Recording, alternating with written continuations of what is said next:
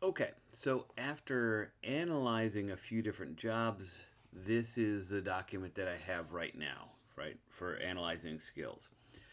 Uh, what we're going to do is take this and use it as the basis of our first draft of our resume. That's really what this video is about, how to create a first draft of a resume. One of the big issues I have with students is, you know, I say create a resume, and they do something like this. Right? They go out and they do what I told them to. They Google image search resume examples, click on images, and there's like a million different things. And then they come back with something like this. Move that over a little bit. Which is exactly what I don't want. I First of all, I think the formatting is a bit too fancy overall, but it's certainly too fancy for right now. Even if they come back with something like this, which is well formatted, uh, we're not there yet. It's got to be bread before it can be dough. It's got to be dough before it can be bread, and then it's got to be bread before it can be toast, right? And it's supposed to look right for each phase. At this phase, we're not worried about any of that. We're just getting a big list of skills. That's all we're focused on right now.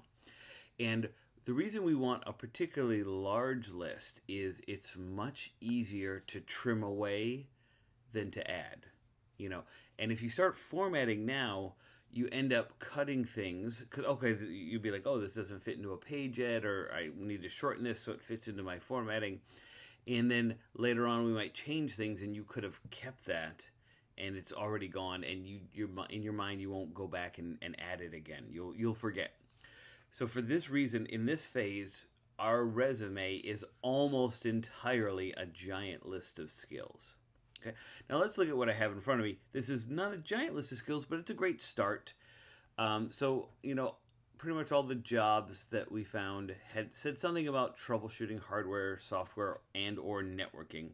I could pull those out into separate bullets, but right now they're all together. Manage group policy in Windows Active Directory. And actually I should say with an emphasis on security policy. Perform vulnerability scanning using Nmap, Kali, Nessus, etc. Now, this is actually kind of a misnomer. Kali itself is just an operating system, which usually has Nmap and Nessus in it, but that might be what we got from what they said. Knowledge of current SIEMs software, knowledge of firewall intrusion detection systems. Now, one thing I want you to do, and you'll see knowledge of pretty reasonably commonly in job descriptions. Your resume should never say knowledge of. Knowledge of is passive. Everything on your resume should be active. Troubleshoot is an action. Manage is an action. Knowledge of is passive. So instead of knowledge of, let's say use and administer current SIEM software. Instead of knowledge of firewall, say configure firewall and intrusion detection system. So everything should be an action. If you were reading the bullets of your resume, you should be able to start each one with I can, right? So if you just walked in and read it to the potential employer, I can configure firewall and intrusion detection systems. That's what lets you know it's a strong action. Strong attention to detail. Now, this one's actually not one you could really turn into an action. Exceptional verbal, written, and interpersonal communication skills, excellent customer service skills. Now, these are all soft skills. I'm going to go take those and I'm going to move them to the bottom, not because they're less important, but just because that's normally where we expect to see the soft skills. And we might change how those are worded later on, and we might actually incorporate those into our work experience. You know, you probably don't have work experience that shows that you can troubleshoot hardware, software, and networking. But if you have retail experience, you can show excellent customer service skills, right? Uh, if you're, responsible for closing up and counting the register for the night, you can list that as strong attention to detail. So we will include that. We want to keep it at the bottom, keep it a little bit separate. This, like I said, is a strong starting point, but this is not a complete skill list. It's not big enough. So where else are we going to get skills? Well, luckily for you, you have your syllabus. Let's start with the syllabus.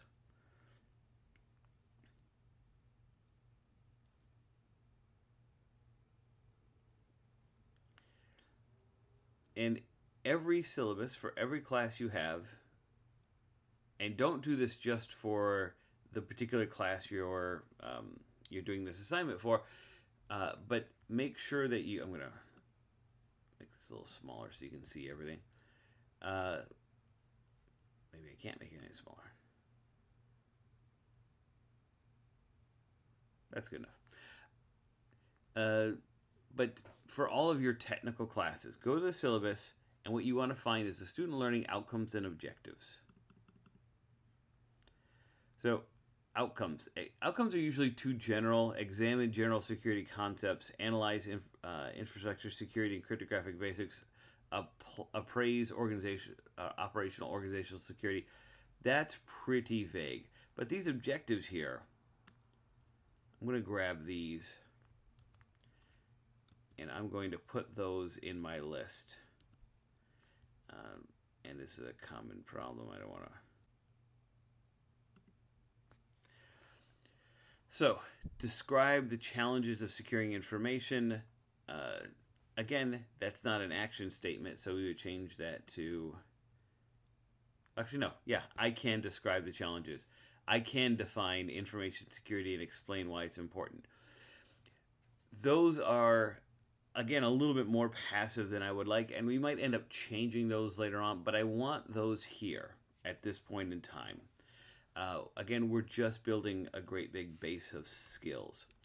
But again, this isn't a really big list. It's still a half a page, and it doesn't nearly describe everything that we've done in this class. How do we describe everything we've done in this class?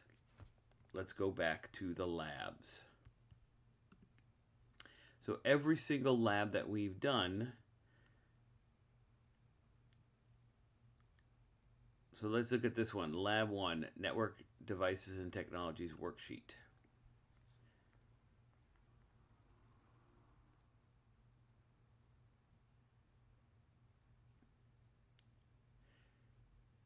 And you could start right here from the table of contents. Yeah, this is about as far as I would get. So you have used TCP dump to capture network traffic. And you could specify ICMP and ARP traffic. I would probably keep it more general. You've used Wireshark to capture traffic. You've used dump cap to capture traffic. And network miner.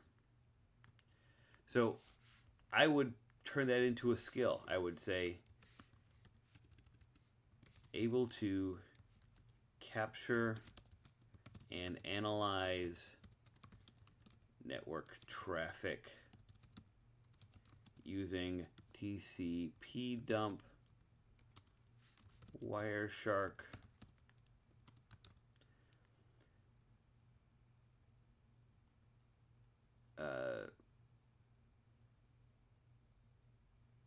dump cap, and network miner. Dump cap,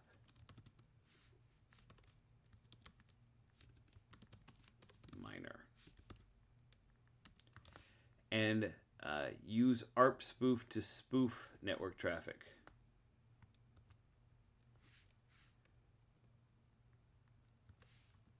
Spoof and abate spoofing using ARP spoof and ARP watch.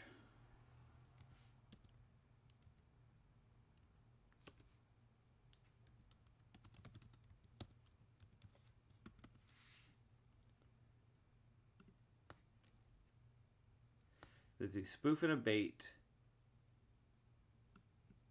spoofing of network traffic. So let's see, is there anything else there? Yeah, so that's lab 1. You could also scroll down here and just grab these objectives. That would be fine too. So one lab becomes 2 or 3 skills. And ideally, you wouldn't just do this for the security class. You really should be grabbing stuff from every class you take it. So if you take in the Windows, the Linux class, you should be grabbing this from all of the labs and everything that you've done.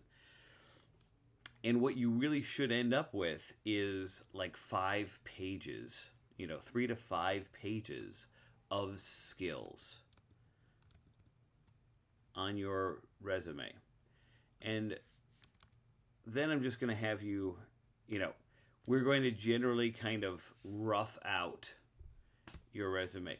So go ahead and put, your name, Jim Bob,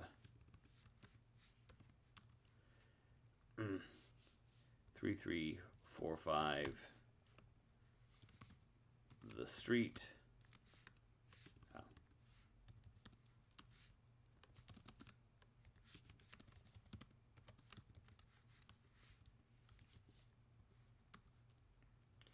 And your number and your email. One thing I want to note here, make sure your email is a professional email. If really you should create one that's just your name. Don't have anything else in it, just your name.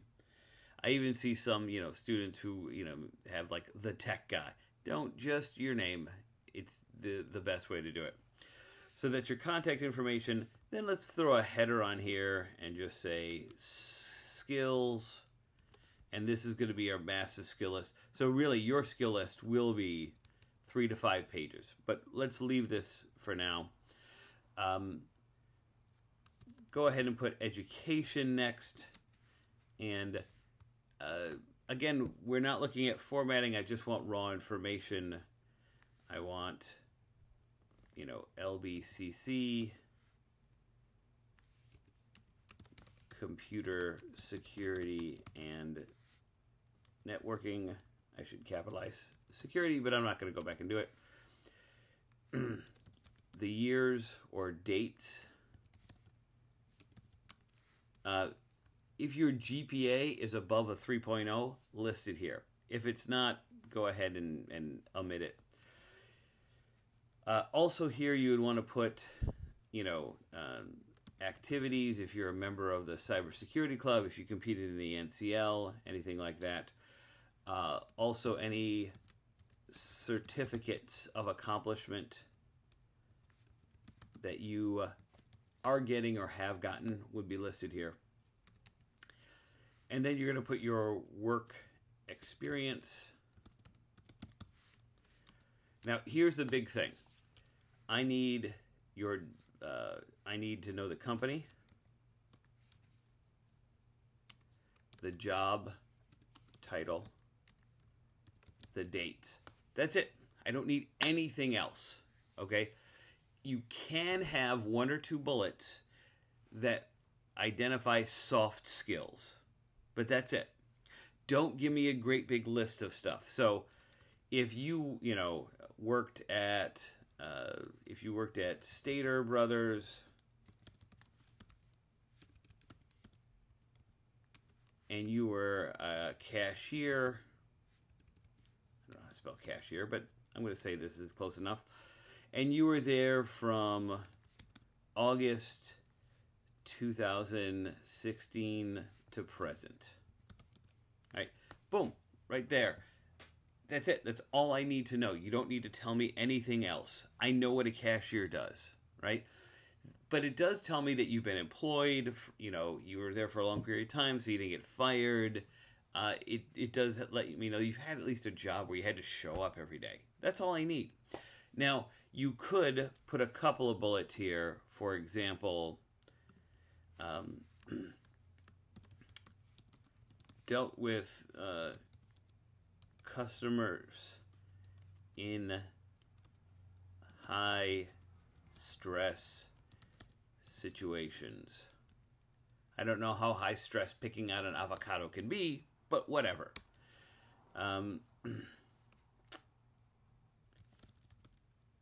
Great attention to detail demonstrated.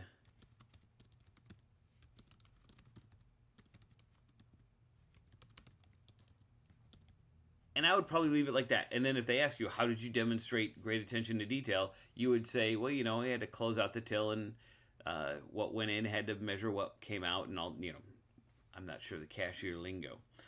But that's it. If you gave me any more than that, that's too much. I don't need your life story in these bullets or for each of these non-relevant jobs. Now, some of you might have relevant work experience. That's going to be a little bit different, but I want to solve that later on. So this is it. This is your first draft. It's going to be exactly like this with a lot more skills because you're going to go through every single one of those labs and throw those in there. And again, go through the labs in your other classes too if you've taken anything else.